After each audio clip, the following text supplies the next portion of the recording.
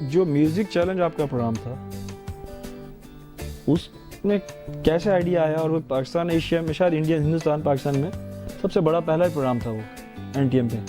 हाँ, वो कैसे आइडिया ख्याल आया आपको? वो यूँ हुआ कि म्यूज़िक का शौक़ मुझे भी था और मैं खुद हारमोनियम भी प्ले करता था। तो एनटीएम ने मुझे कहा कि यार ये म्यूज़िक चैलेंज कर दोगे, 2 दिन का टाइम है। मैंने एनटीएम को कहा कि ठीक है। फिर मैंने अपना स्टाफ को बुलाया, फिर जावेद अल्लाह दित्ता को बुलाया कि यार ये म्यूज़िक इसकी आप देंगे और ऑडिशन भी आप ही लेंगे। तो उसमें 16 बरस की एक लड़का आया मेरे पास, जहूर अली, वो ये था। अच्छा मैं ऑडिशन लेने के लिए आया था। मेरे वालिद साहब प्रोफेसर थे, कोई म्यूजिक नहीं की, खाली भाई ने कहा कि क्या कहा? नहीं, मैंने इसको इस इंटरव्यू लेने के बाद मैंने इसको कहा कि ऑडिशन नहीं, मतलब बातचीत करने के बाद तुम यहाँ, क्योंकि ये बहुत छोटा था, बहुत दुबला पतला सा। नहीं सर, मैं 55 साल का था शायद, उस वक्त मैं इंटर में था। हाँ, वो 55 साल का था ये। अच्छा। तो ये आया और मैंने खैर इसको फिर कहा कि तुम ऐसा करो, ऑफ कैमरा काम करो, प्रोडक्शन में आओ और प्रोडक्शन में तुम मुझे असिस्ट करो।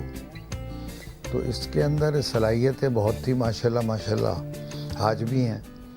अब वो आदमी को खुद नहीं एहसास होता कि उसमें क्या सलाहियत है, तो उसको उजागर करना पड़ता वो है। आपकी आवाज़ें में यादें हैं, वो अमर ऑडिटोरियम में आवाज़ें देते थे, वो ऐसी क्या आवाज़ें थी? लोग सुनना चाहेंगे वो क्या आवाज़ थी? मंसूर भाई वो ये था कि मंसूर, हमारी जो फीमेल कॉम्पेयर थी वो जो मैंने अपने ही खुद बता के फंस गया। नहीं, वो ज़रूरत थी ज़ाहिर, यासिर अख्तर को लिया था, फिर हमने शाहिद रूमी को लिया था, फिर हमने अरशद महमूद को लिया था। तो अब होस्ट ऐसी चाहिए कि जो गा भी सके, और 2 लाइनें अस्ताई गा दे, अंतरा गा दे, क्योंकि उसमें मुख्तलिफ सेगमेंट थे। तो ये किसी को ले आए, अब तो वो फील्ड में नहीं है शायद। पता नहीं सर, वो बहुत पुरानी बात है। हाँ, पुरानी बात हो गई। गार्जियंस कहलाए इतने से बच्चे, तो इनको इसलिए आवाज़ें लगती थी। यासिर भाई से क्या नाराज़गी थी आपकी? यासिर अख्तर जी, उसी होस्टिंग में। हाँ, इसमें यासिर ने बहुत तंग किया। नहीं सर, पर यासिर भाई भी सुन रहे होंगे। सुन ले, असल में अब एक वो मेरे सीनियर उस्ताद हैं वैसे। नहीं, एक शो चल रहा है। अच्छा। अब आप उसमें ऐसे करके आपने टर्न लिया, बाल थोड़े हिल गए, तो वो कॉन्शियस बहुत था, ब्यूटी कॉन्शियस। अच्छा। अब उस ब्यूटी कॉन्शियसनेस में ये हुआ कि 12 घंटे में एक एपिसोड बन रही है।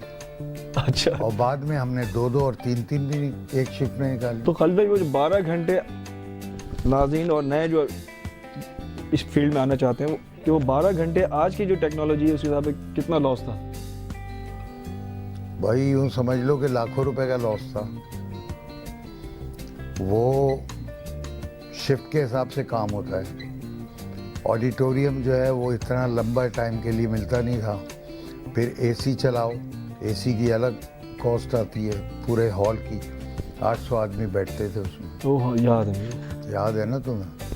फिर 1 टाइम का खाना, तो फिर 2 टाइम का खाना, तो फिर चाय, फिर ये, फिर वो, ओवरहेड बहुत बढ़ जाते थे।